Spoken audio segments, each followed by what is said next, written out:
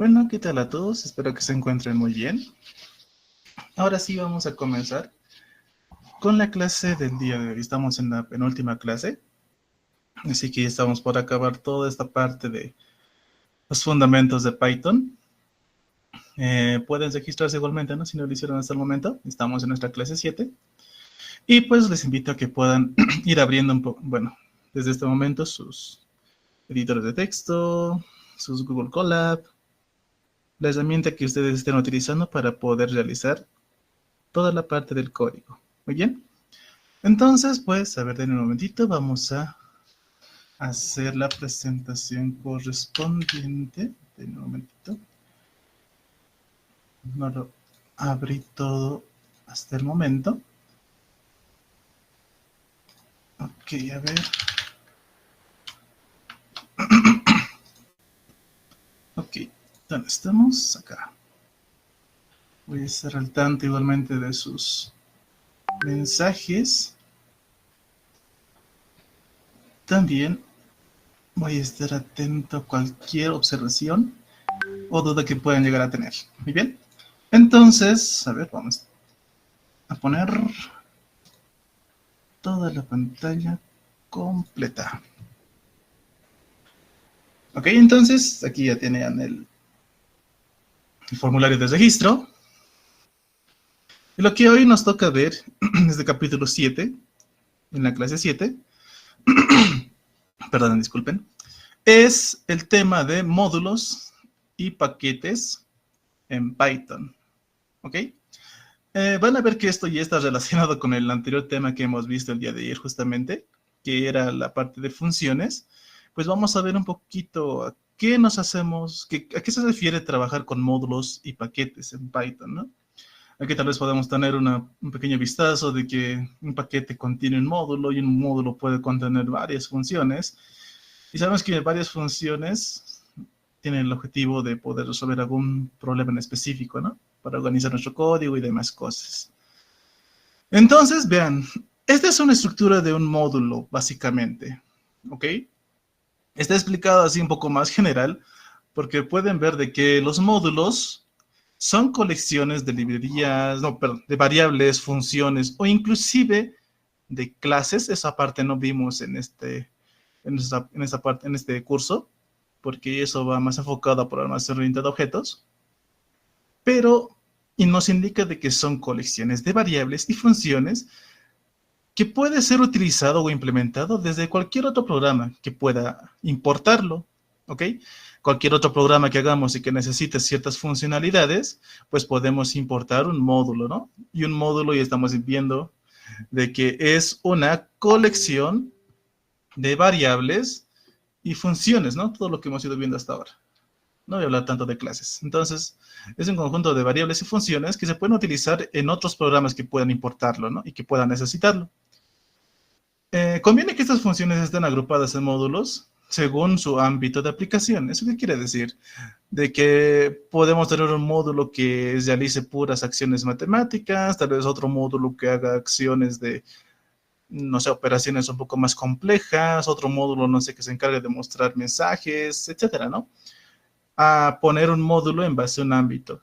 Estructurar básicamente, ¿no? Y pues los módulos son ficheros de texto que contienen código Python, ¿no? Entonces dice ficheros de texto, o sea, son archivos de Python. Y además que nos permiten evitar la repetición de código. ¿Por qué? Como ya lo tenemos separado en otro archivo, ya podemos utilizarlo y no tener que programarlo desde cero, ¿no? Entonces nos permite reutilizar en este caso, código que ya hemos creado y lo hayamos convertido en módulo. Muy bien. Entonces, ¿qué pasa si agrupamos módulos? Estos módulos, si lo agrupamos en una carpeta, ya empieza a denominarse como un paquete. ¿Ok? Ya estoy dando un poquito de este contexto antes de ver esta parte, pero vemos de que si agrupamos varios módulos en una carpeta, ya le podemos denominar un paquete. Y pues si estas carpetas, bueno, si en otra estructura, en otra carpeta tenemos varios paquetes, pues ya podemos dar lugar a mencionarlo como una librería, ¿no? Aquí podemos ver la estructura, ¿no? Tenemos una librería que contiene varios paquetes En este caso nos muestra uno. Y este paquete puede tener una sección de varios módulos, ¿no? Aquí hay un módulo, aquí hay otro módulo y aquí otro módulo. Entonces, de esta forma podemos esquematizar un módulo, un paquete y tal vez una librería si llegáramos a necesitar, ¿ok? Es de esa estructura como se tiene organizado las librerías o sí, las librerías mayormente, que son desarrolladas por la comunidad, ¿no? Hay librerías que están orientadas, digamos, al manejo de datos, como puede ser Pandas, por ejemplo. Hay modelos que están, bueno, perdón, librerías que están orientadas a trabajar con algoritmos de inteligencia artificial, por ejemplo, con Machine Learning. En ese caso puede ser Scikit-Learn, que tiene ese objetivo, ¿no? De brindarnos modelos, darnos ciertas herramientas para poder desarrollar algo en ese ámbito, ¿no? Entonces, esta es la estructura de un módulo y de un paquete, básicamente, ¿ok? Hay algunos módulos ya que vienen preinstalados en Python, que aquí les puedo mostrar. Uno que es el más común, el módulo mat, que tiene varias funciones dentro de este módulo. Desde la raíz cuadrada, podemos manejar potencias, manejar funciones trigonométricas como el seno, el coseno, la tangente. Tenemos la opción de redondear nuestros números, ¿no? Hacia arriba, hacia abajo. Entonces, hay varias funcionalidades que podemos ver. Aquí hay muchas más, ¿no? El exponencial, el factorial, el logaritmo, conversión de radianes y grados. Este módulo, como bien, tiene un enfoque netamente de hacer cálculos matemáticos, ¿no? Entonces, ese es el objetivo de trabajar con módulos, ¿no? De apuntar a un objetivo, a una problemática que se resuelva, nada más, solamente en ese punto. Y ya, esto se va a basar en crear funciones, ¿no? Aquí tenemos una función del GCD que nos permite calcular el máximo común divisor entre dos números. Pues tenemos varias funciones, ¿no? Pero no solo es la única herramienta que tenemos, el único módulo. También tenemos un módulo que se llama random, el cual nos permite generar números aleatorios, por ejemplo. Nos puede servir en algún punto si queremos hacer algo aleatorio, ¿no? Algún pseudo juego de adivinar, digamos, el número. Podemos utilizar un módulo denominado random, ¿no? Que ya está todo programado, ¿no? Igualmente les voy a dejar esto para que puedan hacer la prueba, porque lo que vamos a hacer aquí es, tal vez les muestre cómo utilicemos esto, pero vamos a tratar de crear un módulo sencillito o varios módulos y tratar de convertir todo esto en un paquete. Muy bien. Entonces, veamos. Aquí tenemos todavía más funciones que tenemos en random. Pueden verlo al final de la clase también. Como les digo, esto les voy a dejar para que puedan revisarlo poco a poco. Entonces, tenemos la parte de... Nos puede surgir la pregunta, ¿no? ¿Cómo puedo crear un módulo? Un módulo netamente es como nos indicaba la definición, es un fichero nada más, un archivo. Muy bien. Entonces aquí nos propone la idea de empezar a crear un módulo con las funciones de min y max, o sea que nos dé el máximo y el mínimo de dos números. Y otro módulo que nos permite hacer operaciones matemáticas, ¿no? Entonces, un módulo en Python es simplemente un archivo, como les dije, ¿no? Un archivo .py que contiene código Python. En este caso, podemos crear estos dos archivos. ¿Ok? Entonces, a ver, podemos hacer este código, algo así simple. Entonces, podemos irnos a nuestro editor de código. Como les dije, no recién abrí mi editor, así que voy a crear primeramente mi carpetita para poder indicar qué estamos viendo en esta clase. La clase 7 estamos viendo módulos y paquetes. ¿Ok? Paquetes. Y acá adentro es lo que quiero crear. Primeramente voy a crear el archivo minmax.py. ¿Ok? Entonces voy a crearme aquí un archivito. Minmax.py. Y enter. Ahora mucho va a depender de qué editor estemos utilizando para poder hacer esto. Si van a trabajar en Visual Studio Code, pues han visto que es más sencillo trabajar con ficheros. No recuerdo bien el editor para poder trabajar con archivos. A ver, denme un momentito, lo voy a buscar. A ver, déjenme buscar y se los voy a pasar. Ok, entonces voy a recordar si es en uno de estos dos. Por ejemplo, en Python Online nos permite trabajar aquí con varios archivos, ¿no? Que tiene un main.py. En este archivo pueden hacer la llamada a los módulos y aquí pueden crearse otro archivo, por ejemplo, el minmax.py, por ejemplo, minmax.py, y pueden empezar a trabajar, ¿no? Y el otro que diga operaciones, y aquí pueden empezar igualmente a poner el código necesario, porque necesitamos tener esos tipos de archivos separados, ¿no? Entonces, les puedo pasar nuevamente, por si no lo tienen, las ligas de todo esto. Perdonen por la repetición ahí. Y acá creo que no nos permite el programa, así que mejor no. Trabajemos con Python Online si es que no tienen la disponibilidad. En el Colab igualmente va a ser un poco complicado. Entonces, os recomiendo que trabajen en Python Online. Muy bien. Si es que desean una herramienta. Bueno, cerrando ese paréntesis. A ver, esto lo voy a poner como... A ver. Quiero ponerlo como fijado. Ya. Entonces, ahora sí. Lo que nos dice, pues, es que con Minimax vamos a hacer la funcionalidad de poder tener funciones que nos permita sacar primeramente el mínimo de 2 números y luego el máximo de 2 números. Muy bien, entonces aquí voy a hacer la creación de esas dos funciones. ¿Cómo creábamos funciones? Pues recordemos lo que hemos visto ayer. Utilizábamos la palabra reservada def seguido de un nombre. En este caso le voy a poner min y seguido de paréntesis, ¿no?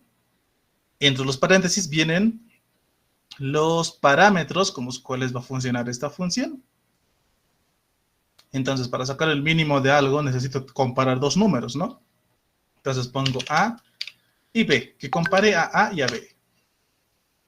Entonces, puedo hacer directamente lo que me recomienda acá, pero prefiero hacerlo un poco más artesanal y no hacer todo esto de una, porque tal vez no se puede comprender a primera vista. Entonces, vamos a hacer la pregunta. Si A es menor a B, entonces hay que retornar A, porque A es el menor. Por falso, si es que A no es mayor a B, bueno, si es que A no es menor a B, quiere decir que B puede ser el menor. Entonces retornamos directamente B.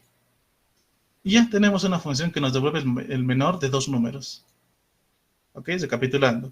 Mi condición es de que si A es menor a B, pues retornamos A, porque técnicamente A es el menor. Caso contrario, pues B tendría que ser el menor. Aquí voy a obviar el caso en que ambos sean iguales para no avanzar un poco más en el código. En el caso del máximo, pues igualmente vamos a hacer lo mismo. Sacamos el máximo de A y B, empezamos a programar. Si A es mayor a B, entonces retornamos de que A es el máximo. Por falso, solamente nos queda decir de que B es el máximo. Y listo. Ya tenemos dos funciones dentro del archivo min-max. ¿Ok? Entonces, cada módulo puede tener una infinidad de funciones. Una gran infinidad. Muy bien. Entonces, pueden copiar eso hasta mientras. Y en un minutito continuamos.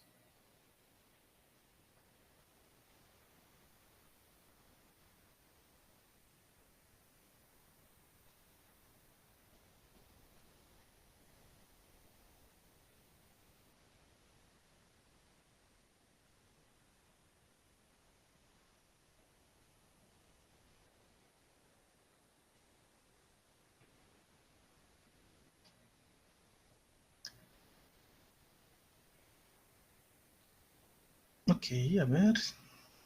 Mientras arreglo un poquito esta parte que no me gusta, ahora sí. Ahí está mucho mejor. Ok, si ejecutamos esto no va a pasar nada. Si le damos a play, no tiene que pasar absolutamente nada, porque no se está haciendo alguna ejecución de código a este nivel, ¿no?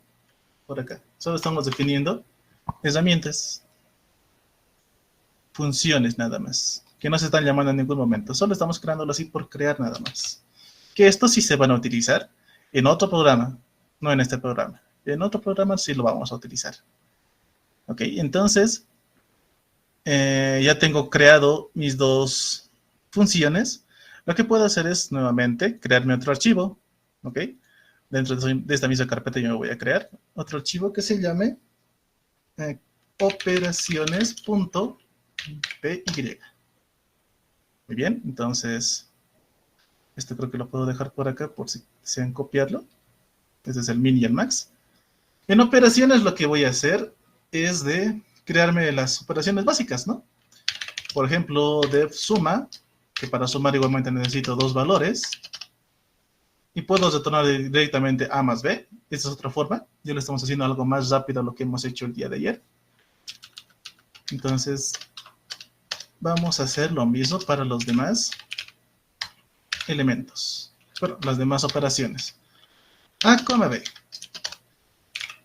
Entonces, aquí tenemos que retornar las de esta entre A menos B. Muy bien. Igualmente con la multiplicación. La multiplicación entre dos elementos. Y listo, que me retorne A por B. Y ya está. Tenemos el siguiente módulo con tres funciones y se llama operaciones. ¿Ok? Y tenemos aquí el primer módulo que tiene solamente dos funciones, del mínimo y el máximo. ¿Ok? Tenemos dos módulos. Uno que es operaciones.py y minmax.py. Así estamos haciendo la definición. Estamos creando netamente en este momento nuestros módulos. ¿Ok? Los módulos, como les digo, son un conjunto de variables tal vez, también un conjunto de funciones, que en este caso sí está cumpliendo eso, son puras funciones, que se van a utilizar en algún punto, ¿no? En algún otro programa tal vez. Y lo que nos permite hacer esto es reutilizar nuestro código. ¿Ok? Entonces, copien también este otro código. Y en un minuto vamos a volver a las diapositivas, porque hasta el momento ya hemos creado. Lo que hay que aprender es cómo llamamos a todo esto. ¿Sí? Entonces, en un minutito, pasamos a las diapositivas. Si tuvieran algún problemita, igualmente me avisan para poder ver qué es lo que sucedió y así que todos podamos tener un excelente avance.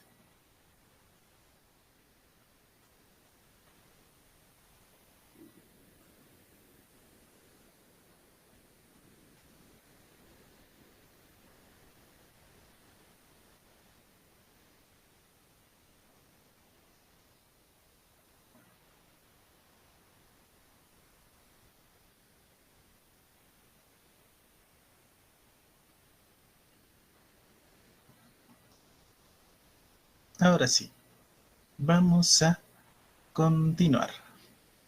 Vamos a las diapositivas y vamos a ver lo siguiente, ¿no? Aquí dice que ya podemos crear dos archivos que se llamen minmax y operaciones, ambos con la extensión .py, y que este primer archivo tenga este código y este segundo archivo tenga este código, ¿no? Aquí le hemos agregado la multiplicación más, solo estaba la suma y la resta, pero ya lo hemos definido, o ya hemos creado nuestros módulos. Lo que nos falta es saber cómo podemos importar estos módulos en algún código, en algún proyecto tal vez. ¿Ok?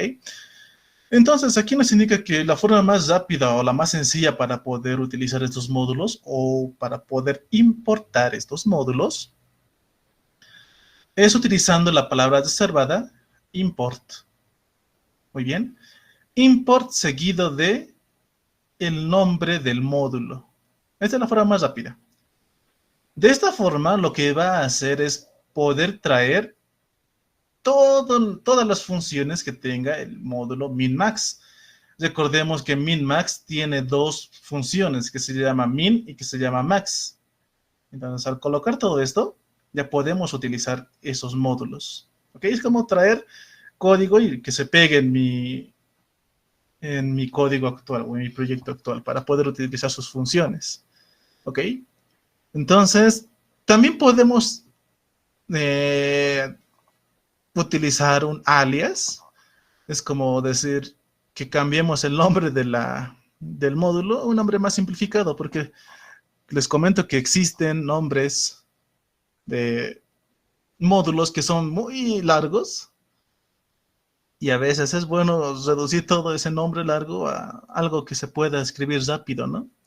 Entonces, en este caso, por ejemplo, utilizando import min-max, con la palabra reservada as, está cambiándole de nombre o le está colocando un alias, ¿no? Que se llame y con ya puedo entrar a cualquier función que ya estaba definida. ¿Ok? Entonces, a ver, hagamos la prueba de esta parte. Primeramente, de la forma rápida. Entonces nos dice que hay que hacer esto en otro archivo. ¿Ok? Entonces voy a cesar min-max y voy a cesar operaciones. Aquí mismo me voy a crear otro archivo. En su caso, si es que están utilizando online Python, pues se llamaba main.py. Pueden utilizar ese archivo, ¿no? Igualmente le voy a poner main.py. Y aquí voy a utilizar estas funciones que me he definido aparte, ¿no? En estos módulos. Entonces se utilizaba la palabra reservada, import, el nombre del módulo que me reconoce aquí, min-max. Y de una ya puedo hacer, puedo empezar a utilizar los elementos que tenga este módulo, ¿no? Las funciones. Por ejemplo, aquí puedo sacar el menor y lo voy a almacenar. Bueno, lo voy a almacenar en la variable menor. La funcionalidad de min-max, que me calcula el mínimo. Y para funcionar min necesitaba dos parámetros. Le puedo poner aquí 1 y 2, bueno, 1 y 3 en este caso. El menor de 1 y 3 debería calcularlo y almacenarlo en la variable menor. Y al poner print menor debería aparecerme el valor mínimo entre estos dos. A ver, vamos a hacer la prueba. Y efectivamente, perdón, voy a abrir la lupa. Me sale de que el menor entre 1 y 3, efectivamente, es 1, ¿no? Está funcionando. Ok. Recuerden que este min es el nombre que yo le he puesto a mi función. Ven, aquí hay un nombre min, ¿ok? Entonces, si quiero calcular el máximo, le voy a poner minmax.max. ¿Ok? Y aquí igualmente voy a hacer lo mismo. Voy a poner mayor es igual a minmax, minmax, pero quiero que me agarre la función que me calcule el máximo. Igualmente, de 1 y 3. Debería salir que 3 es el mayor de esos dos números. Muy bien, a ver, vamos a ejecutar nuevamente. ¿Ok? Y efectivamente, ¿no? El menor es 1 y el mayor es 3. Y funciona. Estos ya son funciones de mi módulo min-max. Este módulo es el que hemos creado hace un momentito, ¿no? Aquí se encuentra. Esto lo voy a dejar a este lado, tal vez, para que se pueda ver. Entonces, me he creado mi función, bueno, mi módulo de minmax.py. Y este módulo tiene dos funciones. Una que me calcula el menor y otra que me calcula el máximo de dos números. Y al ser un módulo, pues puedo utilizarlo ya en cualquier parte de mi código. En este otro archivo que se llama main.py, justamente quiero utilizar estas funciones. Entonces voy a importar minmax. Y con esta misma variable, si es que le podemos llamar así, puedo acceder a las funciones que tenemos ya definidas en minmax, ¿no? Minmax.min, tenemos ahí entre 1 y 3, me saca el valor y también puedo trabajar con el valor máximo. ¿Ok? Entonces, vean que podemos hacer lo mismo con el otro módulo, con operaciones. Pero aquí vamos a utilizar un alias. Le vamos a cambiar porque En cada dato poner operaciones es un poco largo. Entonces le voy a denominar, esto lo voy a cerrar, voy a poner un alias que se llama OP tal vez. Con OP ya puedo acceder a todos los métodos que ya tengo dentro de mi módulo. Por ejemplo, voy a poner resultado que sea igual a operaciones.suma, ya me aparece. Quiero que me sume menos 5 y no sé, 19. Y luego quiero mostrar el resultado de esa suma. Print resultado. Hagamos la ejecución y vamos a ver de que sí, me calculan que es 14. 19 menos 5, bueno, menos 5 más 19 sale 14. Entonces está haciendo la suma, está haciendo la operación. Ok, entonces vean que si solamente coloco el min y el max así, el nombre del módulo, pues puedo trabajar con sus funciones, pero también puedo poner un alias, ¿no? Y igualmente puedo acceder a las funciones, pero con el alias, ¿no? Con este nombrecito abreviado. Entonces tenemos dos formas hasta el momento de poder acceder y poder utilizar nuestros módulos que vayamos a crear. ¿Ok? Entonces pueden copiar este código y hacer la prueba, ¿no? Recuerden que esto estamos haciendo en otra clase, bueno, en otra clase no, en otro archivo Python, ¿no? Que se llama main.py. Si en su editor les viene a generar este py caché, déjenlo ahí. Es que está utilizando un poquito ya la utilización de otros archivos. Y aquí nos van a almacenar algunas cosas, ¿no? Algún historial de todo lo que se esté utilizando. Entonces, ignoren esta parte. ¿Ok? Ignórenlo. En online Python no les debería aparecer algo así. No hay la forma. Pero sí pongan el código en main.py. Toda esa parte. Porque recuerden que los módulos pueden ser utilizados o importados en otros proyectos, ¿no? En otro código. Entonces, esa es la facilidad que nos da, perdón, el trabajar con módulos. Podemos ya trabajar con código que tenga un cierto fin y utilizarlo luego en otros proyectos, ¿no?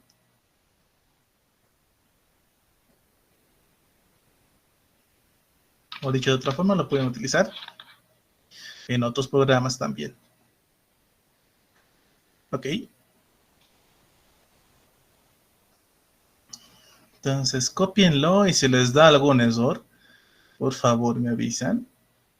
Porque si justamente para este tema necesitamos trabajar con un editor que nos permita trabajar con varios archivos a la vez, ¿no? Como en este caso. Entonces, si tienen su Visual Studio, les va a salir excelente.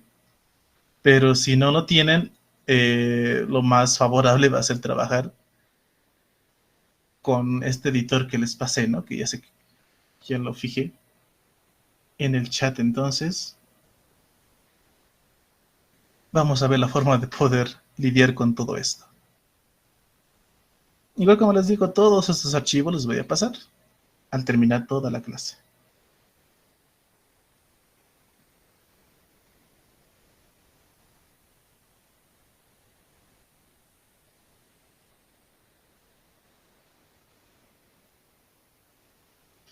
Ok, espero que hayan podido terminar este código. Vamos a irnos otra vez a las diapositivas.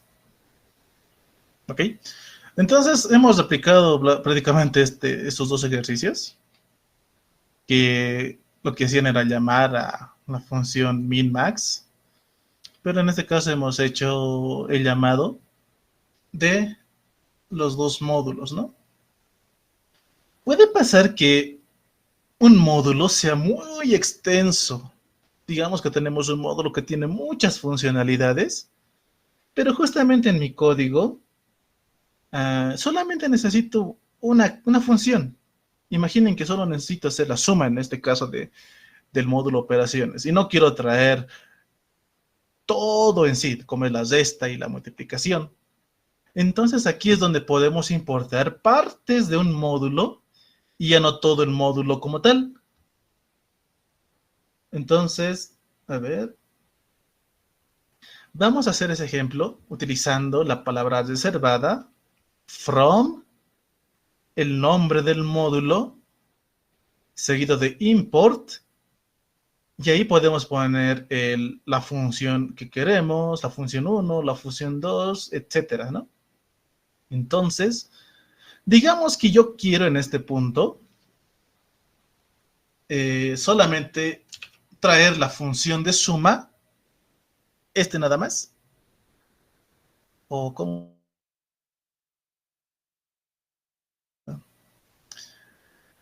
Creo que puedo traer multiplicación, creo que es mejor. Este ejemplo lo vamos a dejar ahí, ¿ok? Aquí le voy a llamar eh, importación de partes de un módulo. Lo interesante es de que no siempre la importación tiene que ser aquí arriba, ¿ok? En varios lenguajes de programación sí tienen las reglas de que todo lo que vayamos a importar y utilizar que sea externo, siempre se define al inicio, ¿no? Y eso también es una buena práctica. Pero Python no nos restringe esa parte. Puedo importarlo luego aquí abajo para poder utilizarlo después y no va a dar ningún tipo de problemas, ¿ok? Entonces, para fines de explicación, voy a importar aquí desde la línea 13 otra forma, una función de este módulo operaciones, ¿ok? Entonces, como les dije, utilizamos la palabra reservada from. Del módulo que se llama operaciones, quiero importar la funcionalidad o la función que se llama multiplicación. Y listo. Con este nombre de acá ya puedo hacer multiplicaciones. La diferencia es de que no voy a poner operaciones.multiplicación, sino directamente multiplicación, como si ya fuera una función que ya está dentro de mi código programado. Entonces voy a poner otra vez resultado, que sea igual, que almacene la multiplicación entre, no sé, a ver, puedo poner menos 5 y 4, que tiene que ser un menos 20. Imprimimos ese resultado. Ok, entonces vamos a ejecutar. Y efectivamente, vean, ya me está mostrando el menos 20. Pero esta multiplicación ha sido importada solamente esa función. ¿Ok? Solamente esa función. No podría utilizar resta de esta forma, porque no le he puesto aquí un coma, resta, ¿no? No está. ¿Con quién se podría utilizar resta? Si utilizo este alias, tal vez. Pero no, centrémonos en esta parte. Si solamente esto fuera nuestro código, solamente podríamos hacer multiplicaciones, porque es solamente esa funcionalidad que he importado desde mi módulo operaciones y solamente puedo utilizar esta función. No le he traído una parte, ¿ok? Solo traje una parte, no traje todo el módulo de operaciones, solo una partecita. Pueden dar la analogía de que operaciones puede tener, no se imaginan, 1000 funciones dentro programadas. Y no quiero las 1000 funciones, solo quiero la función de multiplicar. Entonces, así me evito mucho trabajo de tener que almacenar todo eso en mi programa y solamente traigo lo necesario, ¿no? Las herramientas necesarias que yo necesito en mi código. Entonces, es una forma. Entonces, copien esa parte y vamos a continuar. Porque les voy a dar una analogía en cómo se puede tomar al from y cuál es su diferencia con el import, ¿no? De una forma un poquito más clara. Entonces, vamos a ver una gráfica, un gráfico pequeñito para entender todo esto. ¿Ok? Entonces, pasamos a las diapositivas. Pueden tomar la analogía de importación de módulos de esta forma. Con un import, ¿ok? Ya sea con un alias o sin un alias, lo que estarían trayendo es como esta caja de herramientas que viene a ser el módulo. Están trayendo la caja como tal, toda completa. Pero si solamente quieren una herramienta de esta caja, pues basta que solamente coloquen from el módulo y le damos import y aquí el nombre que queramos de la herramienta, pues solamente vamos a traer a esa herramienta. ¿Ok? Entonces, esto sería lo mismo si le ponemos un asterisco. Prácticamente estaría trayendo todo.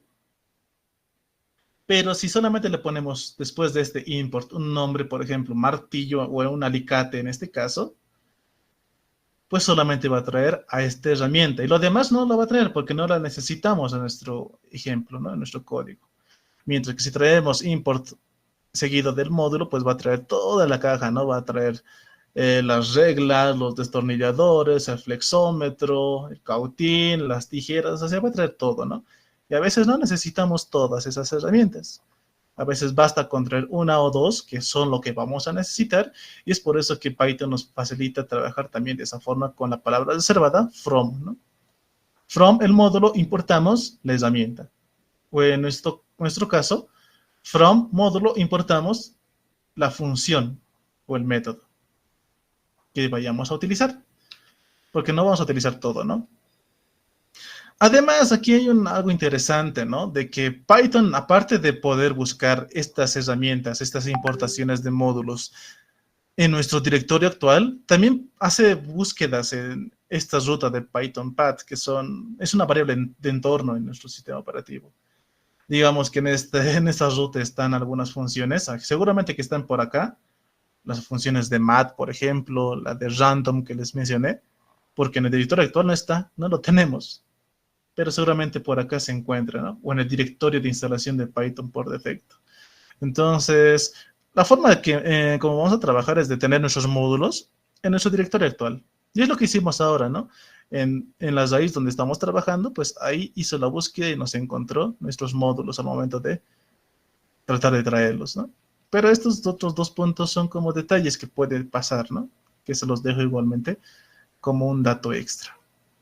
Ok, entonces, tengamos en cuenta que al poner import o from, lo que va a hacer es localizar los módulos que estén en nuestro directorio actual, que estén en la carpeta donde estamos haciendo este import. Ok, entonces eso hay que tomar en cuenta. Ahora veamos el tema de paquetes. Habíamos dicho que los paquetes, pues, son solamente una carpeta que puede contener archivos .py, o sea, módulos, y además a veces nos puede dar la facilidad de manejar una jerarquía, ¿no? Si queremos tener algo más estructurado, con más carpetitas, más subcarpetas, ¿no? Pero ¿qué diferencia a un paquete de una carpeta normal que podemos tener en Windows o en Linux, un directorio normal? Es que para poder ser nombrado una carpeta como paquete, siempre tiene que tener un archivo llamado init.py, // init // punto .py. ¿Para qué? Para que Python pueda reconocer a este paquete, bueno, a este directorio como un paquete. ¿Ok? Entonces solo basta crearse un archivo de este tipo, init.py, y ya debería ser reconocido como un paquete. ¿Ok? Entonces, en este paquete vamos a poner ese archivo, init.py, además de que vamos a colocar el min y el max.py, y también vamos a colocar operaciones.py. Y eso va a convertir esta carpetita en un paquete. ¿Ok? Entonces, la forma en cómo vamos a hacer la importación, pues va a ser el nombre del paquete, o sea, el directorio, punto el módulo que queremos. Es algo similar a lo que estábamos haciendo, solo que vamos a hacer referencia al paquete como tal primeramente. Y luego recién al módulo. Ok, entonces, a ver, hagamos la prueba. Tratemos de replicar ese ejercicio otra vez. Ok, entonces, a ver, ¿qué hacemos? En mi carpetita me voy a crear. Esto sí ya va a ser un poco complicado que pueden hacer en el editor de Python online. Ok, ahí sí ya vamos a flaquear un poquito. Pero si pueden trabajar con un Visual Studio Code a futuro, pues pueden hacerlo de esta forma. Yo lo voy a trabajar acá directamente. Me voy a crear aquí una carpeta que sea mi paquete, bueno, sin extensión. Ok. Entonces, dentro de esta carpeta, voy a copiar a estos dos archivos. Voy a volver a repetir, ¿no? Y para que esta carpeta se convierta en un paquete, pues nos indicaba de que debería tener un archivo que se llame // init // punto py. Entonces, de esta forma,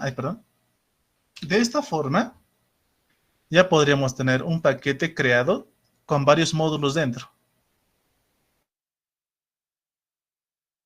Justamente crear este archivito, ¿no? Que es init.py, ¿no? Siempre hay que denotar que son dos barras bajas al inicio y al final. Entonces, a ver, hagamos esta operación. Voy a hacer lo siguiente.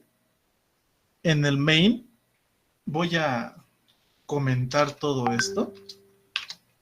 Aquí voy a poner trabajando con módulos para poder separar este código, ¿ok? Entonces aquí le voy a poner este comentario de varias líneas y voy a hacer la importación acá, como si fuera un programa vacío, de paquete. Trabajando con paquetes. ¿Ok? Entonces, imaginemos que queremos importar los módulos que tenga este paquete. Entonces, ¿qué nos decía la forma? Era poner import. Vamos a hacer referencia al paquete, que es mi paquete. Vean que aquí ya me aparece. Punto. Me está cargando los dos módulos que tiene ese paquete, ¿no? Min y max. Digamos que quiero operaciones. ¿Ok? Entonces, lo que vamos a hacer acá es renombrar. No sé, le puedo poner operaciones nada más. Y de esta forma puedo utilizar los elementos que tenga aquí dentro, ¿no? Porque eso nos indica esta forma, ¿no? Aquí tenemos la forma de importar un paquete. Puede ser con un alias o sin un alias. O podemos traer algunas funcionalidades que solamente queramos traer, no sé, una función o dos funciones y listo, ¿no? Entonces, en este caso estoy utilizando un alias para poder traer y trabajar con todas las funciones que tenga operaciones. Entonces, digamos, en el resultado va a estar almacenado la resta. Entonces, operaciones.resta. Quiero que me haga la resta de este número, de este número y este número. 5 menos 7. Imprimimos esta parte del res. A ver. Y vean de que me está imprimiendo la resta, ¿no? De 5 menos 7. Viene a ser menos 2. Entonces el paquete ya está funcionando como tiene que ser. Y es un paquete, como les dije. Al ponerle el init, ya lo convierte en un paquete netamente. Y vean que init no tiene código, no tiene nada, solamente se está creando así por crear nada más. Entonces, la carpeta mi paquete ya se convierte en un paquete que puede ser reconocido por el mismo intérprete de Python. Puedo hacer aquí más acciones. Puedo poner que me almacene en resultado la operación de suma, op.suma. Igualmente de 5 y 7. Hago el print de ese resultado y luego quiero que igualmente me almacene en esa variable la operación de multiplicación. Otra vez 5 y 7. Entonces imprimimos nuevamente y veamos los tres resultados. Y ya nos muestra, ¿no? Veamos. 5 menos 7 menos 2. 5 más 7 nos da 12. Y 5 por 7 nos da 35. Nuestra importación está funcionando excelente. Está llamando las tres funciones que hemos definido dentro de operaciones. Y está haciendo el cálculo respectivo. ¿Ok? Entonces, ya estamos trabajando de esta forma. Inclusive puedo crearme aquí otro módulo más. A ver, lo voy a crear acá, que sea, no sé, mensajes. Mensajes.py. Y aquí puedo definirme un saludo, saludar. y que me pida un nombre tal vez, y que sea solamente un print, voy a ponerle hola, coma, y el nombre que viene por parámetro, y otro mensajito que sea que diga despedir, igualmente que me pida un nombre, y poner lo mismo, un print f que diga adiós, adiós, y que me pide el nombre, ¿no? Que muestre el nombre. Y ya, todo esto va a estar, puede ser utilizado dentro de mi paquete. Ok, a ver, perdonen. Esto les dejaré este costadito. Ahí, para que lo puedan hacer. Ok, entonces,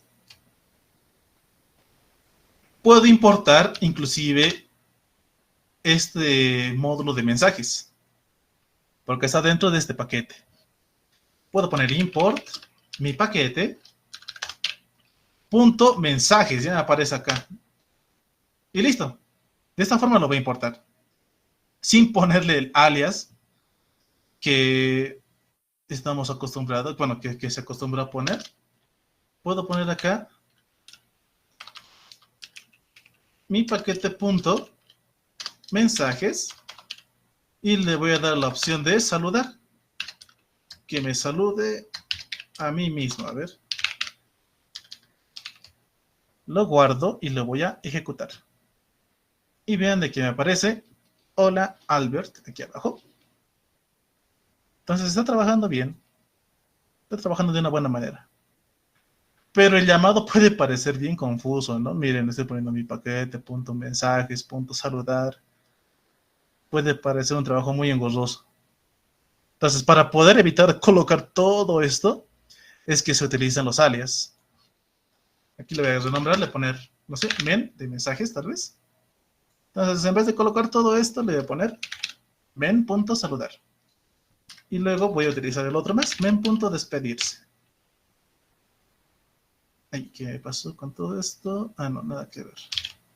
Ok, me.despedir. Y a mí mismo otra vez. Albert. Ok, entonces, aquí le podría pasar una variable si yo quiero, ¿no? Entonces, está abierto a hacer todo tipo de trabajos en esta parte. Y vean, con ese alias igualmente sigue haciendo la acción de los mensajes, ¿no? Aquí era el mensaje de saludar y ese es el mensaje de despedir, ¿no? Hola, Albert, adiós, Albert. Y listo. Está haciendo ese trabajo. Y justamente es un módulo que he creado hace un momentito, que solo muestra mensajes, ¿no? Y que este módulo está dentro de este paquete que se llama mi paquete.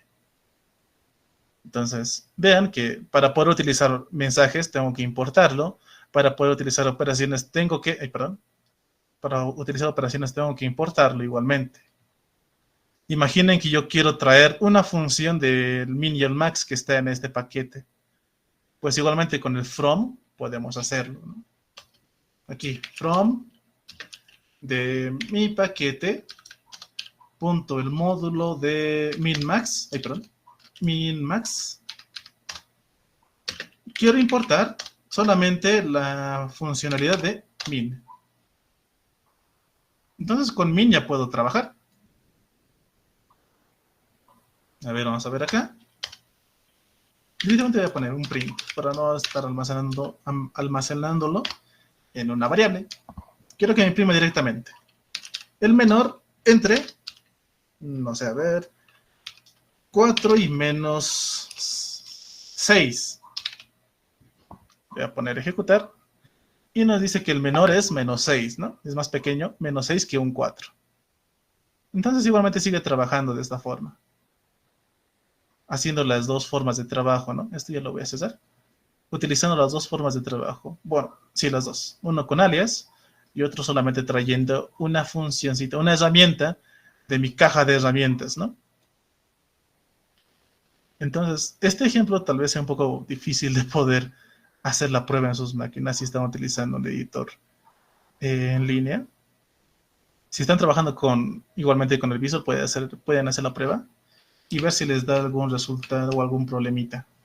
Entonces me avisan, por favor, si tienen algún inconveniente. Igualmente les recalco, ¿no?, que todo esto va a estar disponible al finalizar la clase dentro del Drive que creó la comunidad. Entonces pueden hacer la prueba también al finalizar toda la clase, ¿no? Y modificar el código, tal vez crearse otros módulos que hagan otras acciones, tal vez uno que diga operaciones especiales y hagan, puede ser, digamos, bueno, no el promedio, la potencia y la raíz cuadrada, ¿no? Pueden agregar esas dos funciones en un módulo y utilizarlos aquí mismo, ¿no? Importándolos. Pueden hacer muchas cosas, ¿no? Y esta forma de trabajo es como trabajamos para, bueno, para utilizar funciones o librerías más especializadas, ¿no? Les había mencionado Pandas hace un momento, les había mencionado scikit-learn, NumPy puede ser otra, las librerías request, por ejemplo, requests, que son muy utilizados al momento de trabajar con APIs o APIs, ¿no? Entonces, son librerías, son herramientas que ya están desarrolladas por la comunidad y podemos utilizarlos nosotros y darle un mejor uso, ¿no? Dependiendo de nuestras necesidades. Y el poder de Python es justamente eso, que tiene muchas librerías de todo y nosotros podemos utilizar todas esas herramientas que ya han sido desarrolladas por alguien más, ¿no?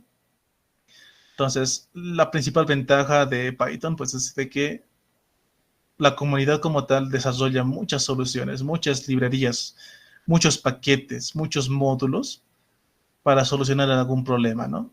O para optimizar la solución de un problema, puede ser. Entonces, ese es el fuerte de, de Python, ¿ok? Trabajar con librerías externas también. Lo que no está en las diapositivas es cómo instalar una librería externa. Um, para instalar librerías, por ejemplo, tanto en Google Colab, en Colab, por ejemplo, el mismo entorno ya viene con muchas librerías instaladas, ¿ok? Google Colab nos da el trabajo, bueno, hace el trabajo de instalarnos y darnos un Python con muchas librerías ya para poder utilizarlo netamente. Pero cuando empezamos en Python, pues lo que tenemos solamente es un Python vacío al instalar. Por ejemplo, si vamos a la consola o a la terminal de nuestras máquinas, recuerden que podemos entrar con el CMD. Podemos poner, bueno, para los que están aprendiendo, Windows R. Y aquí dentro podemos colocar CMD y le damos un Enter. Y tenemos la línea de comandos. Perdón, la línea de comandos. Entonces podemos poner aquí pip espacio list y con este comando del pip podemos hacer la gestión de paquetes y la opción de list nos permite listar todas las librerías que tenemos instalado en nuestro Python. En mi caso es un Python que no tiene muchas, no tiene ninguna librería instalada más que pip. Aquí pueden ver el paquete que es pip y la versión que es esta, ¿no? Aquí me dice que es necesario actualizar pip, ¿no? Entonces, si instalamos otras librerías, pues aquí se van a ver.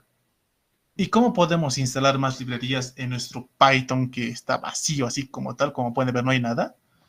Es utilizando la palabra reservada igualmente, pip, separado de install y separado de el nombre del módulo, bueno, o del paquete que queremos instalar. ¿Ok? O la librería, o el framework, o lo que queramos instalar. El detalle es de dónde sacamos estos nombres, porque aquí hay que poner un nombrecito. ¿Ok? Entonces, les voy a pasar de dónde podemos encontrar todo eso. Justamente es esta página. Es de PyPy. Aquí es donde podemos encontrar varias librerías, ¿no? Aquí nos dice encuentre, instale y publique paquetes de Python con el índice de paquetes de Python, ¿no? Podemos buscar el que les dije para trabajar con APIs tal vez, es requests. Y aquí nos aparece, ¿no? Una infinidad de requests. Entonces, por ejemplo, esta de acá. Puedo hacerle clic y aquí tenemos bien, en esta cajita. Pip install request, automáticamente nos está copiando, ¿no? Le damos clic y nos va a copiar. y eso nomás podemos colocarlo en nuestra terminal. Le voy a dar a ver control B y le doy enter. Aquí se va a conectar al gestor de los paquetes, lo va a descargar, lo va a instalar y luego lo vamos a tener disponible. Supuestamente aquí ya hizo todo ese trabajo. Vamos a ver, voy a poner aquí pip list y efectivamente ya tengo más librerías de las que tenía a un inicio. ¿Ok? Entonces, a ver, vamos a hacer aquí un zoom. Antes solo tenía pip, pero ahora tengo Certify, Charset Normalizer, IDNA, Request, y es otra librería que ha venido como amiguito de Request, ¿no? Son sus dependencias. Entonces, solamente le puse pip install request y me trajo todo lo que necesita para utilizar, ¿no? Para funcionar. Entonces, de esta forma es como pueden instalar paquetes externos, ¿no? Entonces, igualmente les voy a pasar esta página para que puedan tal vez investigar un poquito o ver cómo se llama cierto paquete que quieran utilizar y pues que no tengan muchas dificultades al momento de buscar alguna librería externa, ¿no? O que les vaya a ayudar a ustedes. Entonces, en esa página pueden encontrar cómo se llaman ciertas librerías, pueden buscar en Google qué librerías les puedes recomendar para hacer uso. Por ejemplo, ahí pueden encontrar a NumPy, a Pandas, a TensorFlow, a PyTorch, que son varias librerías que son muy comunes para usar en la parte de inteligencia artificial, ¿no? Entonces, pueden ver un poquito de toda esa información en esa página, ¿no? Entonces, es una forma en cómo podemos instalar librerías en Python. Entonces, esa parte sí no estaba en las diapositivas. Pues, decidí explicarles en este momento porque creo que sí es necesario que sepan por lo menos cómo se instalan paquetes externos en sus propios intérpretes, ¿ok? Entonces, continuemos. Entonces, aquí hay un ejercicio que tal vez les puedo sugerir que puedan practicar. Y este ejercicio, más que todo, trata de resolver un tema de matemática. No sé qué tan complejo pueda ser esta explicación que tenemos acá. Supuestamente es un módulo que nos permite hacer cálculos de suma de vectores, el módulo de vectores, el producto de vectores, verificar si dos vectores son perpendiculares, el producto vectorial de vectores, ¿no? Entonces aquí tenemos más o menos cómo trabajan. Bien. Si tenemos un vector A y un vector B, la suma cómo se hace, ¿no? Miembro a miembro, y así tener funcionalidades de esta forma, ¿no? Aquí nos dice que definamos un módulo con las operaciones básicas que se pueden realizar con un vector de 3 dimensiones, es un vector de 3 coordenadas. Entonces, esto se va a representar en base a una lista, que ya conocemos cómo trabajábamos con listas, con 3 elementos sí o sí. Entonces, las entradas son tres vectores y hay que hacer lo necesario para poder hacer todo este proceso. Ok, entonces, a ver. Tal vez podemos hacerlo. Hay que ver el tiempo, a ver qué hora tenemos. Son las 7. Entonces, a ver. X. Técnicamente toda la explicación se encuentra en esta parte, ¿no? Entonces, no sé, ¿qué opinan? Díganme en el chat si quieren que se haga este ejercicio. ¿Dónde está este ejercicio? O se los puedo dejar a ustedes para que puedan ir experimentando un poquito, ¿no? Cómo crear módulos. Y en este caso el reto es entender esta parte, ¿no? De cómo funciona esta suma, este módulo, este producto. Y luego ya poder generalizar luego, porque el siguiente reto es de que puedan aplicar eso, pero ya no con un vector de 3 elementos, sino con un cálculo de vectores con n elementos, ¿no? ¿Se puede generalizar? Sí se puede generalizar. Pero técnicamente ese es el reto, ¿no? Aquí tenemos más opciones todavía. Entonces, son más operaciones que pueden colocarle al módulo, pero básicamente tendrían que ser estas 5 de acá, ¿no? De inicio. Aquí le estoy sugiriendo que se llame cálculo vectorial.py.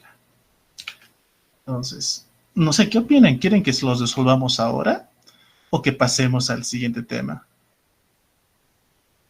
El primero, ¿no? La suma de vectores. Ok, a ver, Reinaldo nos sugiere hacer el primero.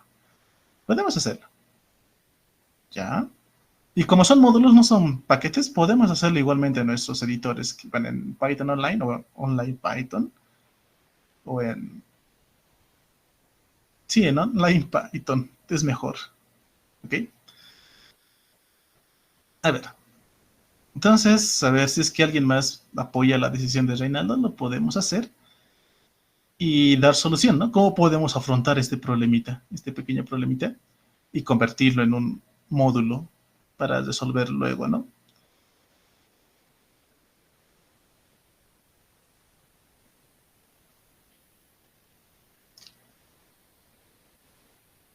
¿Alguien más apoya?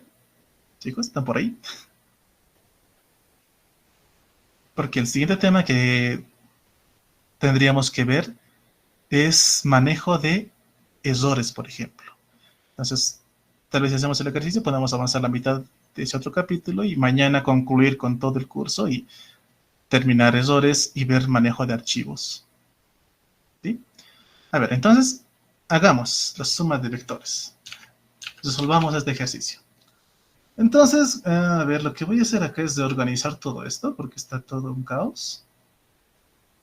Voy a ponerme aquí una carpetita. Ah, no, perdón, acá adentro.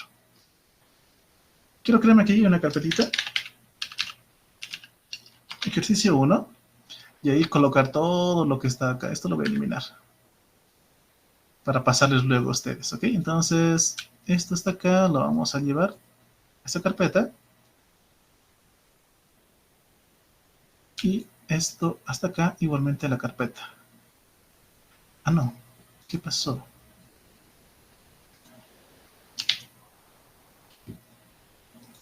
Ah, ya, perdonen. Tuve un problemita. Ahora sí. Esto primero y luego esta carpeta.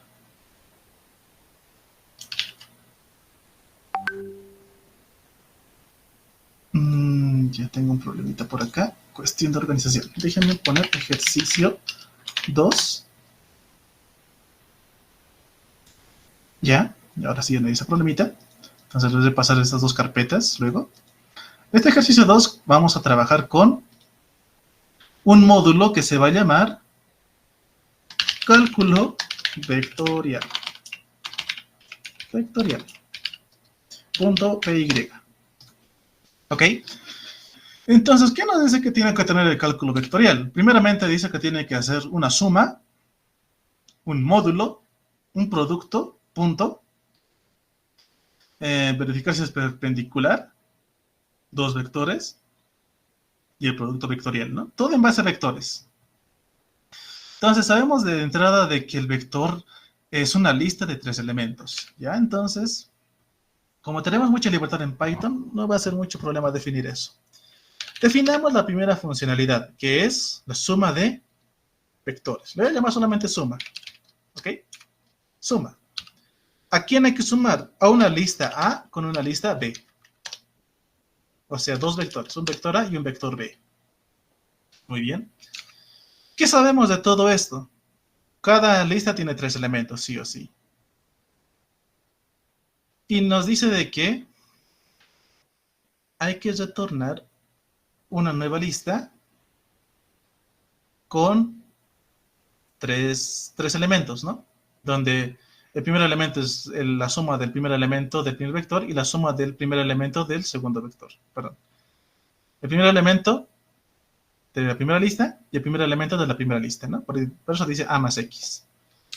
Entonces, a ver, aquí podríamos generarnos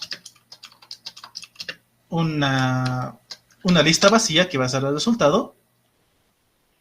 Y luego esta lista podemos ponerle el append. Recuerden que con append agregábamos elementos a la lista.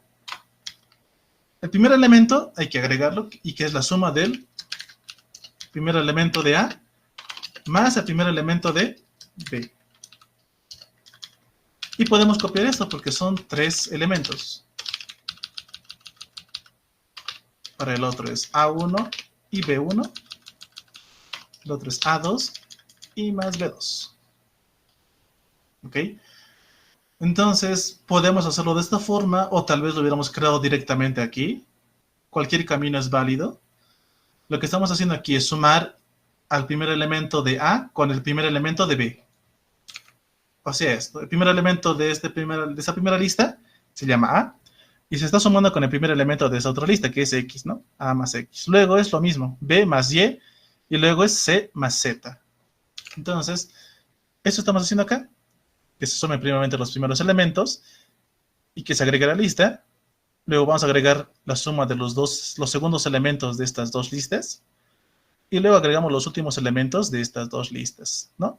Siempre y cuando tengamos la certeza de que son listas de 3 posiciones, ¿no? Entonces, con esto ya tenemos la suma. Y lo que hay que retornar es justamente el resultado. Vamos a confiar de que sí esté bien. Luego vamos a hacer la prueba de si está bien o no. Eso nos indicaba esta parte de acá. Hagamos el módulo de un vector. ¿Ok? Entonces, para sacar el módulo, vemos que solamente necesitamos una lista nada más. Entonces, vamos acá y poner def módulo de una lista que se llame A. Y ya. Entonces, lo que yo quiero es calcular esta acción. ¿Ok? Esta acción. Entonces, vean que hay que utilizar una raíz cuadrada y hay que sumar cada uno de los elementos al cuadrado. Entonces, por ejemplo, aquí voy a utilizar a la función mat. ¿Por qué? Porque en mat está la raíz cuadrada. ¿Ok? Entonces, para no hacerlo tan artesanal, voy a utilizar esa función que tengo en mat para poder sacar la raíz cuadrada. Entonces, lo que voy a hacer acá es el módulo solamente debería ser un numerito nada más. No es un vector como aquí lo que estamos devolviendo. Entonces, al ser un número, puedo indicar acá que el módulo es igual a la raíz cuadrada mat.sqrt, esa es la raíz cuadrada. ¿De quién? De el primer elemento al cuadrado más el segundo elemento al cuadrado más el tercer elemento elevado al cuadrado. Eso nos dice, ¿no? Es la raíz cuadrada del primer elemento al cuadrado más el segundo elemento al cuadrado más el tercer elemento al cuadrado. Entonces aquí tenemos eso. La raíz cuadrada del primer elemento al cuadrado, el segundo al cuadrado y el tercero al cuadrado y todo eso se tiene que sumar. Y retorno eso, el módulo. Retornamos módulo. Y está. Hicimos 2. Podemos ver el producto punto de vectores. Dice que si tenemos 2 vectores para multiplicar, multiplicamos cada elemento. A por X, como hace rato hemos hecho la suma por posiciones, pero aquí se van a ir sumando de una. Vean. A por X más B por Y más C por Z. Ya, entonces voy a definirme un producto punto entre un vector A y un vector B. Entonces, aquí supuestamente tenemos que tener la certeza de que vamos a traer un resultado. ¿Me puedo poner PP de producto punto? Que sea igual a el primer elemento de A por el primer elemento de B. O sea, A en la posición 0 por B en la posición 0. Más el segundo elemento de la primera lista por el segundo elemento de la segunda lista. B y Y. O sea, A en la posición 1 por B en la posición 1. Y lo último, lo que falta es multiplicar los últimos elementos de ambas listas. Aquí vamos a poner A en la posición 2 por B en la posición 2. Si esto lo quiero poner más ordenado, le puedo poner paréntesis tal vez solo para ordenar estos cálculos, ¿no? No va a afectar tanto, pero sí le va a dar un orden a lo que hemos hecho, ¿no? Primero que multiplique los primeros elementos, que lo sume con la multiplicación de los segundos elementos de ambas listas, y eso que lo sume con los últimos elementos de ambas listas, ¿no? La multiplicación de esos elementos. Y ese es el producto punto. Deberíamos retornar PP. Ya. Y estaría esa parte, a ver. Ya tenemos 3 funciones. Entonces, el producto vectorial creo que lo voy a dejar ahí porque se ve medio extraño ahí todo ese cálculo. Vamos a quedarnos con verificar si dos vectores son perpendiculares. ¿Cuál es el caso? Vean de que si el producto punto, vean este puntito, es lo mismo que hemos visto acá. Si el producto punto de este vector con este vector es igual a 0, entonces quiere decir de que son perpendiculares. Entonces ya no voy a volver a programar esta multiplicación porque ya lo tengo. Entonces voy a preguntar acá. Voy a hacer una función de ¿es perpendicular de A, B? Voy a reutilizar lo que he hecho aquí. ¿Ok? Entonces, ¿qué hay que hacer con esto? Si el producto punto entre A y B... Ay, perdón, no le pondré paréntesis. Si el producto punto entre A y B es igual a 0, entonces hay que devolver de que sí es perpendicular. Entonces podemos retornar un valor de verdad. Por falso, decimos de que no es perpendicular. ¿Ok? Entonces, no, le he puesto PP, perdón. Es producto punto. Producto punto. Producto punto funciona con 2 elementos, ¿no? Dos listas. Entonces, estoy pasando esas listas, porque hacer todo este cálculo como que está de más. Entonces, como ya tengo esta funcionalidad, lo puedo reutilizar por acá. Y ya, porque hay que hacer el mismo cálculo. Hay que ver esta multiplicación y luego recién ver si ese resultado nos da un 0. Entonces, como ya está programado aquí, lo puedo utilizar netamente otra vez acá. Entonces, así podemos ver de que está bien o no está bien nuestro trabajo. Digamos que tenemos que hacer solamente eso. ¿Ok?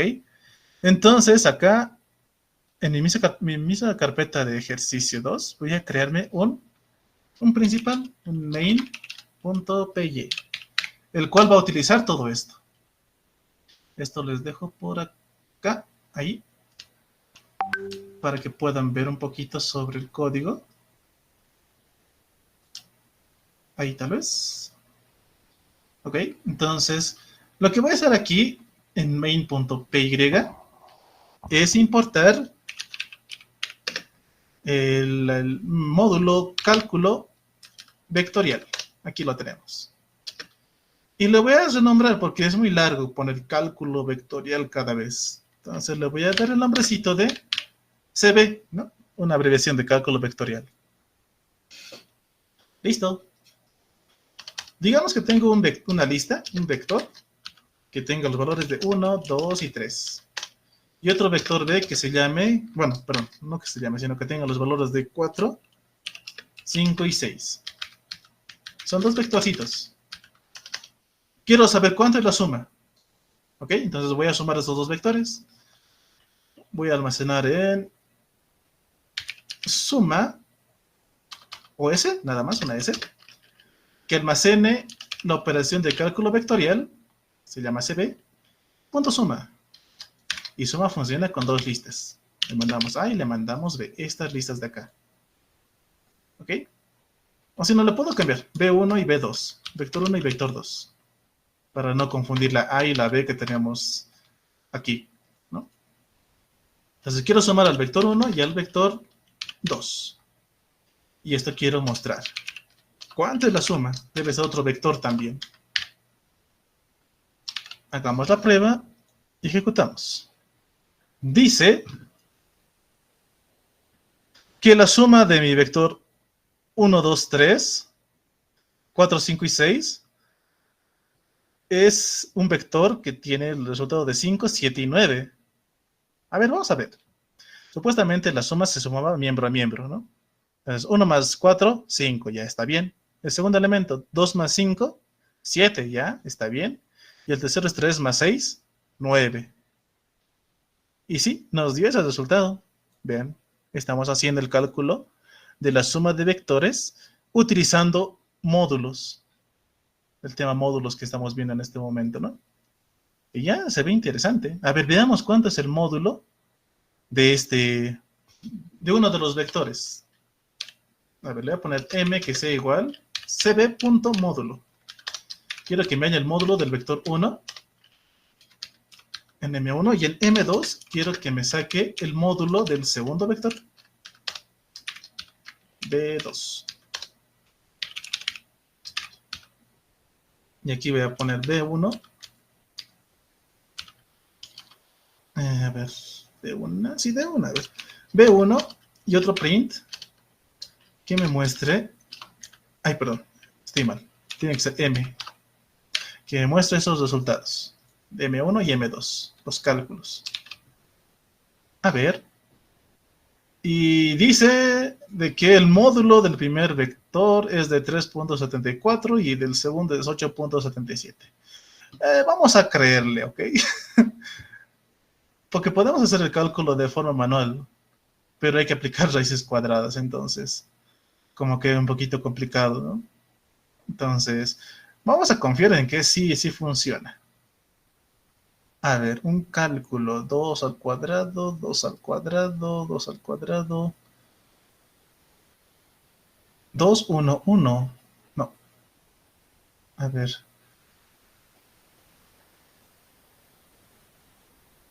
Uh, 2 al cuadrado es 8. No, 4. 4, 4, 8. Ya. Tal vez busque otro conjunto de números que sí nos permite verificar. Pero de mientras vamos a creer de que sí nos está sacando el módulo de ese vector. ¿Ok? Producto punto supuestamente debería sacarnos otro resultado igualmente. Voy a poner pp igual. Y vamos a hallar el producto punto. Voy a llamar a cb. Punto, quiero la funcionalidad de producto punto. Y quiero que me calcule ese producto entre el vector 1 y el vector 2. Y hago un print de pp. Ya. Y dice que el producto punto de este vector 1 y el vector 2 es 32. Interesante. A ver, creo que podemos tratar de calcular eso. A ver. 1 por 4, 4, ya. Más 2 por 5, 10. Esto debe ser 14. 3 por 6, 18. 18 más 14, pues nos da 32. Y sí está bien. Está hallando el producto punto. Está interesante. Y como nos ha dado 32, obviamente no es perpendicular, porque si esto nos diera un resultado de 0, debería decirnos de que es perpendicular, ¿no? Entonces, aquí nos va a devolver un true o un false nada más. Esto ya lo puedo hacer directamente acá, a ver, le puedo poner print, ya no almacenarlo en una variable. Puedo ponerle cb.es perpendicular el vector 1 y el vector 2. Ejecutamos y dice que es falso, ¿no? No es perpendicular, ¿por qué? Porque el producto punto no es 0, es 32, ¿no? Es diferente de 0. Entonces, no es perpendicular. Entonces, vean, estos tipos de acciones, este tipo de cálculos, lo podemos ver en las materias de ingeniería, informática o en ciencias puras, ¿no? En la materia de cálculo vectorial, tal vez. Entonces, podemos crearnos herramientas que nos permitan, tal vez, ver un poquito y ver si nuestros cálculos están bien, tal vez, ¿no? Podemos darle uso a todo esto, pero ya podemos empezar a trabajar, ¿no? Este era un ejercicio más aplicativo. Solo hicimos estos 4 puntos. Si se animan a hacer el producto vectorial, pues les dejo aquí cómo se hace el cálculo. Es un poquito bien confuso tal vez por las letras, pero igualmente funciona con 2 vectores, ¿no? Entonces, eso vendría a ser esta parte. Igualmente aquí está un poquito de teoría sobre esto. y agregar algunos pasos extras, pero les dejo aquí el código mientras para que puedan copiar y hacer la prueba. ¿Ok? Puede parecer un poco confuso tal vez, sí, pero es una forma de aplicar los módulos a un ejercicio tal vez que nos pueda servir, ¿no?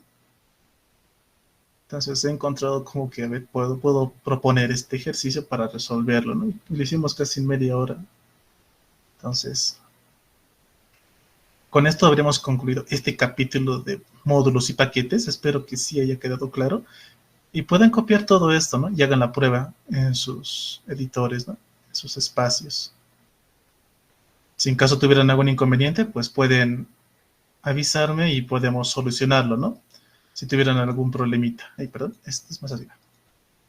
Hemos resuelto ese ejercicio. Igualmente van a tener ese enunciado para que puedan analizar de cómo he programado todo esto, de cómo salió,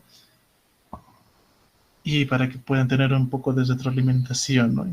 De por qué ha hecho esto, de por qué he puesto el mat SQRT, por ejemplo, el módulo. Todo tiene una razón de ser, ¿no? Entonces, les doy como 2 minutos para que puedan copiar esto y hagan la prueba en sus equipos. Muy bien.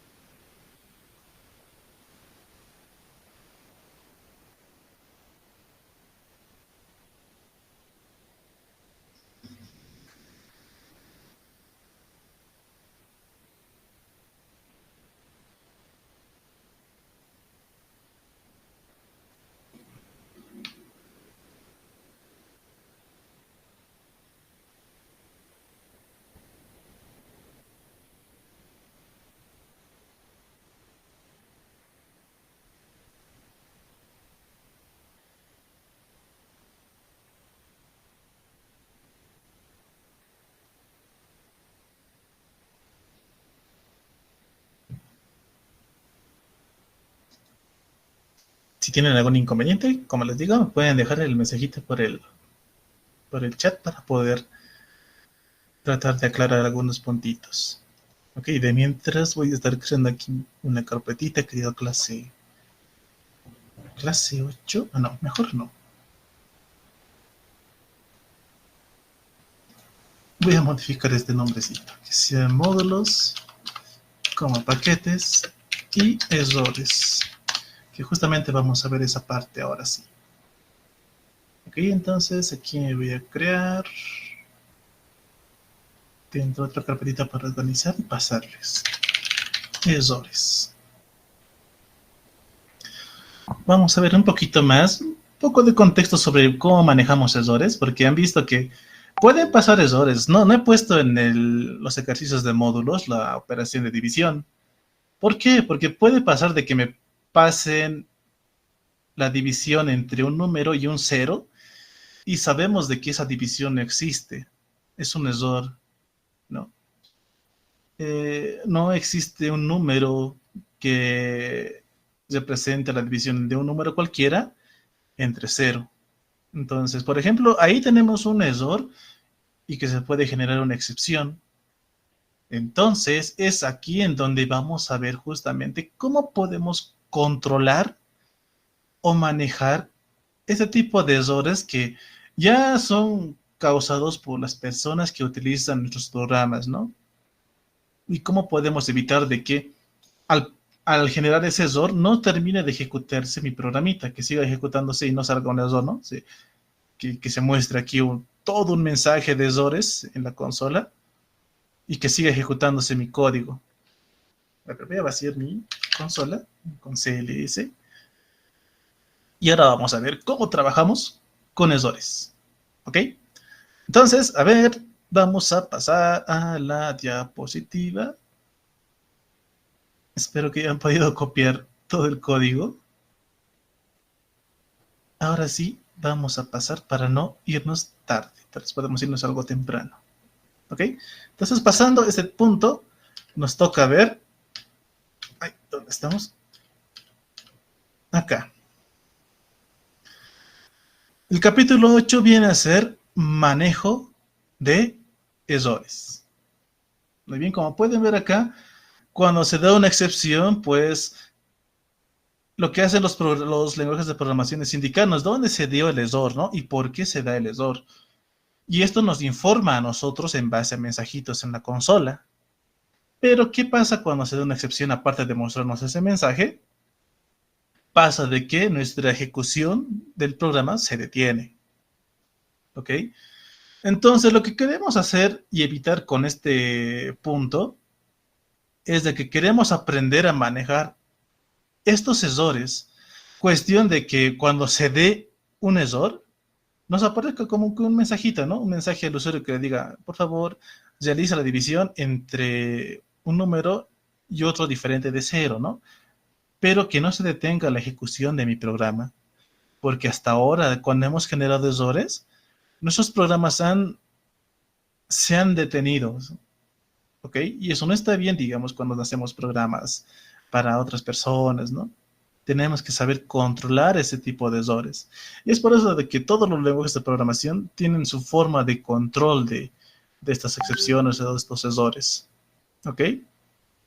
Entonces, como les digo, ya con experiencia en la programación, que vayan haciendo más prácticos, más resolución de problemas, pues en base a la práctica pueden ya empezar a anticipar errores que se puedan dar durante la ejecución de nuestros programas, ¿no? Podemos anticiparnos y nos podemos anticipar en base a la experiencia que hemos ido teniendo nosotros, ¿no? Como sabe, nadie nace sabiendo, ¿no? Entonces, en base a errores y experiencia, pueden anticipar qué tipo de errores pueden surgir en ciertas partes de los programas. Muy bien.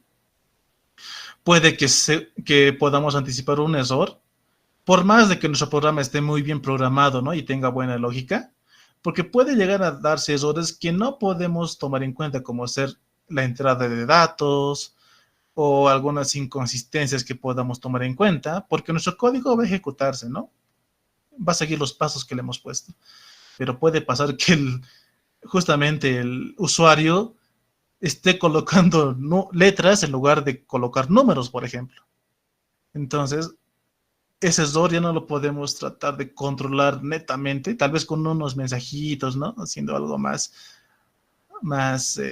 llamativo, pero al momento de ejecutar y que lo ponga, pues no podemos controlar tanto ese detalle, ¿no? Y es por eso de que están los errores y las excepciones. Muy bien. Entonces, ¿qué tipos de errores podemos llegar a tener, ¿no? En toda la vida de programadores que podemos llegar a tener. Pues los errores son muy comunes, primeramente, ¿no? Los errores que podemos llegar a tener tanto en lógica como en el momento de usar estos programas, pues siempre estamos expuestos a que sacan errores, ¿no? Y puede crear desesperación en todos nosotros. Y tenemos que saber nosotros cómo poder resolverlos o anticiparnos a todo este tipo de errores que pueden llegar a darse. Entonces, para este punto, se ha dividido los tipos de errores en tres grupos. Muy bien. Errores sintácticos, los errores en tiempo de ejecución y los errores semánticos. Muy bien, aquí tenemos en otro entorno de que el error se muestra así con unas líneas, bueno, con letras rojas, que no se ve muy bien, ¿no? Que te muestre todo esto. Entonces, vamos a ver un poco a qué nos referimos con estos tipos de errores. Los errores sintácticos se producen cuando existe un problema de sintaxis en nuestros comandos, o sea, un problema en la escritura que hemos puesto en nuestro código, ¿no? Como digitar mal algún comando, capaz le he puesto, no sé, def con doble F tal vez a definir mi función, ¿no? O tal vez un for con mayúscula puse. Entonces, errores de este tipo son los errores sintácticos, ¿no? Y esto Python pues nos empieza a alertar, ¿no? De que decir, esta sintaxis es inválida, ¿no? Un for no se puede escribir con una F mayúscula, sino con una F minúscula. O un if, que tal vez nos hemos olvidado ponerle los dos puntos al final de la instrucción. Entonces ya nos puedes dar errores sintácticos, ¿no? Son errores nuestros en este caso, que nos ha faltado, nos hemos olvidado, nos hemos confundido y puede pasar, ¿no? Ese es un tipo de error sintáctico. Los errores en tiempo de ejecución, estos se producen cuando el problema se da mientras se está ejecutando el programa. Entonces, cuando se encuentra un error, pues interrumpe el flujo normal de nuestro código y nos empieza a salir este mensajito, ¿no? De error, bueno, runtime error, error en tiempo de ejecución. Entonces, al darse estos problemas, pues se interrumpen todo nuestro trabajo, porque ya se está ejecutando. O sea, no ha habido problemas sintácticos, pero mientras se está ejecutando algo, puede dar un error en tiempo de ejecución. Puede pasar cuando ya estemos ejecutando nuestro código. Como les dije, poner una cadena en lugar de un número, eso ya es en tiempo de ejecución y no lo podemos controlar, ¿no? Es de forma inesperada. Y nuestro código, pues no sabe qué hacer. Y lo que dice normalmente es de que hubo un error, no se puso el dato que se tenía que colocar. Y los errores semánticos, este igual es un error, pero netamente del programador. Es cuando el programa puede compilar normalmente, pero no hace lo que tú querías que haga, ¿no? Digamos, puedes hacer de que quieras que haga una suma de números, el famoso ejemplo de una calculadora, donde le damos 2 más 2, pero nos da el resultado de 22, por ejemplo, ¿no? Entonces, ese error, por ejemplo, se puede dar y es un error semántico. ¿Por qué? Porque es un error más que todo lógico, de no hemos tomado en cuenta algún paso, hemos pasado de desapercibido algún paso en nuestra lógica de solución. Entonces, en ese punto se puede dar un error semántico, ¿no? Este tipo de errores no da un tipo de error de ejecución, tampoco nos da un error de sintaxis. Se ejecuta nuestro programa, pero no cumple con el objetivo con el cual hemos programado nosotros, ¿no? Entonces puede ser un error en nuestra lógica, más que nada, ¿no? Entonces, aquí se aplican técnicas de depuración, que ya son un poco de técnicas avanzadas, pero es bueno entender de que estos dos primeros errores son más que nada del programador al inicio. Y ese error de ejecución es error del que está utilizando nuestro programa. Entonces hay que denotar muy bien ese tipo de errores, ¿no? Entonces, hay que ver qué son las excepciones, ¿no? Si una declaración o expresión es sintácticamente correcta, puede generar un error cuando se intenta ejecutar. Estos errores se detectan en la ejecución y se llaman excepciones, ¿ok? Estos se dan en tiempo de ejecución. Por ejemplo, aquí tenemos unos 3 ejemplos. Digamos que está haciendo una multiplicación de 10 por 1 entre 0. Les dije que esta división no existe, no se da. No hay un cálculo que nos dé este resultado, ¿no? Entonces, esto es una excepción, eso es un error. Aquí vean que dice 0 division error. División por 0 nos indica, ¿no? ¿Cuál es el error que tenemos? Entonces, puede pasar de que también estemos utilizando variables que no estén definidas, ¿no? En este caso dice 4 más spam por 3.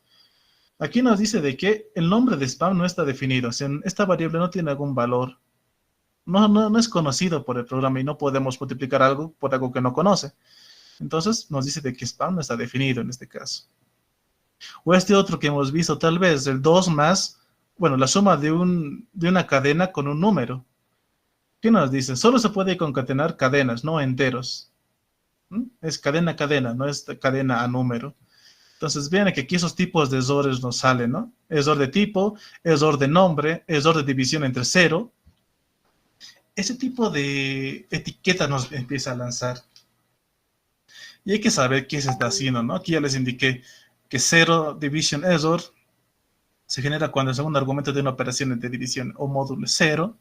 Entonces, podemos ir viendo en qué ocasiones y qué quiere describir cada uno de los errores, ¿no? Cada lenguaje de programación tiene su propio conjunto de errores que se pueden llegar a dar. Y nosotros tenemos que saber qué estamos leyendo en toda esta parte, porque hay que saber el tipo de error que tenemos. Entonces, ¿cómo podemos gestionar estas excepciones? Entonces, en Python podemos tener la posibilidad de anticipar estos errores, ¿no? En este bloque de código puede que exista este tipo de error, ¿no? Entonces, ya estamos anticipando en ese punto. Entonces, ¿cómo podemos hacer esta anticipación? Pues utilizamos los bloques de try y except. son bloques. Es como un if, digamos, por así decirlo. Pueden verlo como una estructura de ese tipo. El try y el except. Estos utilizamos para poder manejar estos errores como excepciones. Try lo que hace es colocar el código que puede llegar a tener algún error, que pueda lanzar algún error. Y en el bloque de except podemos manejar el error. Es decir, digamos, si se da un error en la parte del try, por ejemplo, una división entre 0, vamos a hacer algo en caso de que se genere ese error. Digamos, me mostró un mensajito, ¿no? Se hizo una división entre 0, pero que no se termine la ejecución abrupta de mi programa. Y que tampoco me muestren, no sé, esa parte de mensajes que vemos acá, que no se entiende, ¿no? No podemos entender, una persona natural no va a entender esta parte. Nosotros con práctica como programadores podemos saber, pero para evitar que salgan esos mensajes, pues podemos controlar todo en esta parte del except, ¿no? Donde dice, ¿no? Maneja el error. Es decir, si ocurre un error dentro del bloque del código try, se deja de ejecutar el código de try y se ejecuta lo que estemos programado dentro de except. Muy bien. Y aquí tenemos otros dos bloques, que es el else o el finally. El else aquí nos dice de que se ejecuta si el bloque try se ejecuta sin errores, ¿no? Y el finally, este bloque siempre se va a ejecutar por más de que vaya por try o por el except. O por else igualmente. Es algo que se ejecuta siempre. Entonces puede pasar, ¿no? Si vamos a la gestión de sistemas, por ejemplo, si vamos a hacer trabajos con bases de datos, siempre hay que cerrar la base de datos. Si es que hay algún error o pase todo normal, siempre hay que cerrarlo, ¿no? En ese caso sí se puede utilizar. Entonces, tenemos cláusulas en errores, ¿no? Lo que les dije, ¿no? El else, el finally, el raise, que cada uno tiene sus funcionalidades. Igualmente ya estaba un poco resumido en esos comentarios que estaban en la anterior diapositiva. Entonces, tenemos este tipo de trabajo, pero más que nada vamos a utilizar el try y el except. Muy bien. Entonces, sigamos. Por ejemplo, ¿cómo podemos manejar este tipo de error? Zero division error. Sabemos de que este error se da cuando queremos dividir o sacar el módulo de un número y un 0. Entonces, vamos a crearnos una función que se llame dividir. Muy bien. Y vamos a hacer esa acción, ¿no? Número dividido entre lo que queremos. Y vamos a llamar esta función dentro de un bloque de try y except. ¿Ok? Hagamos la prueba primeramente esto. Algo rapidito. Esto lo voy a cerrar y esto lo voy a cerrar. Dentro de errores me voy a poner otro, manejo excepciones. Excepciones.py. Ok, entonces, lo que les dije, voy a crear aquí una función que me haga la división. A y B. Lo que me retorna esto va a ser A dividido entre B. Listo. Esta función puede ser susceptible a que salga un error, como les dije, ¿no? Una división de un número entre un 0. Si lo ejecutamos así nomás, voy a poner aquí división, voy a llamar a hacer un print. Quiero mostrar mi división. División entre, no sé, 4 y 2. Esto me va a dar un 2, ¿no? Aquí no hay ningún tipo de problema. Nos da un 2.0. Pero ¿qué pasa si le pongo en vez de un 2 un 0? Ya me empieza a salir el error, ¿no? Me dicen qué línea del código, en qué archivo se ha dado todo esto y qué tipo de error es el que me ha dado, ¿no? Donde dice 0 división error, es el error que tenemos, una división entre 0, una división por 0.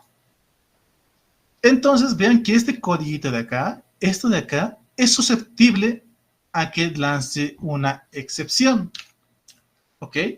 Es susceptible a que nos dé algún tipo de error para poder hacer todo esto.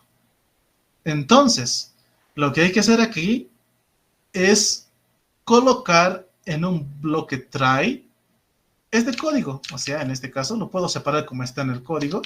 Res que se digo la división de 4 y 0. y imprimimos res. Acá, res. Este igualmente nos da un error, ¿no? Entonces, este código de acá es susceptible a que me dé errores. Entonces, ¿qué nos decía el trabajar con la gestión de errores? Que utilizando el bloque try, vamos a colocar el código susceptible a errores.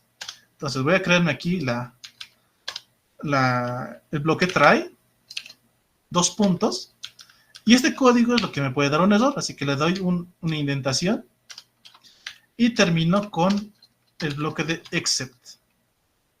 Aquí le voy a poner 0 division error, porque este es el error que me puede llegar a dar. ¿Ok? Bien, este es el error que me estaba dando. Bien, esto de acá viene a ser este mismo error que tenemos acá. Entonces, como ese es el error que me puede dar este código, lo que voy a hacer aquí solamente es poner un print.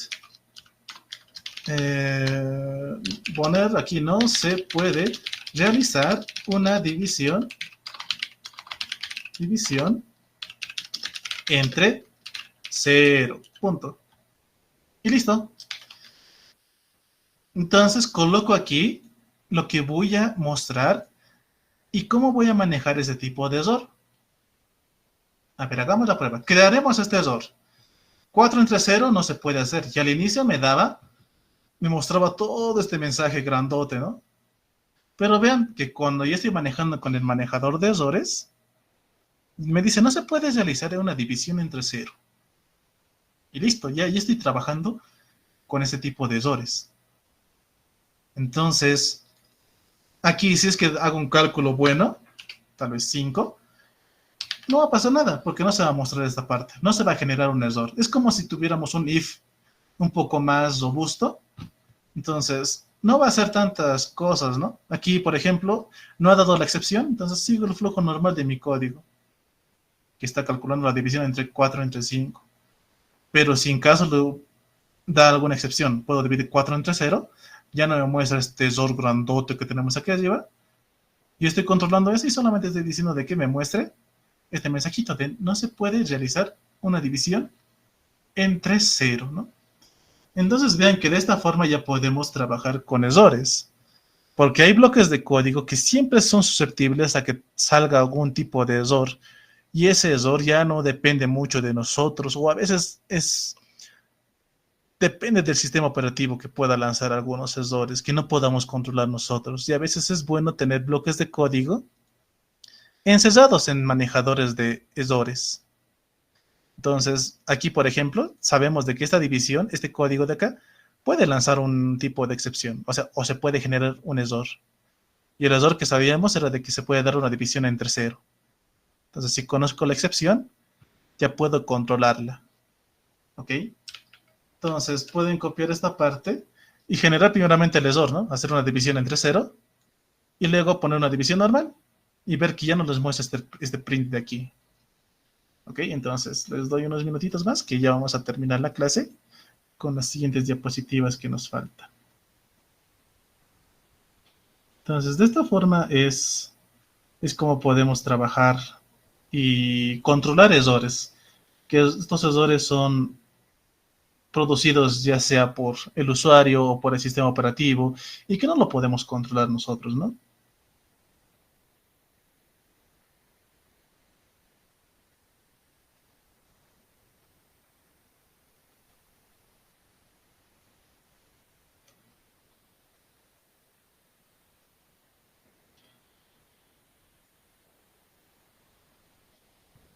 ¿Se puede entender, chicos, esta parte de manejo de errores?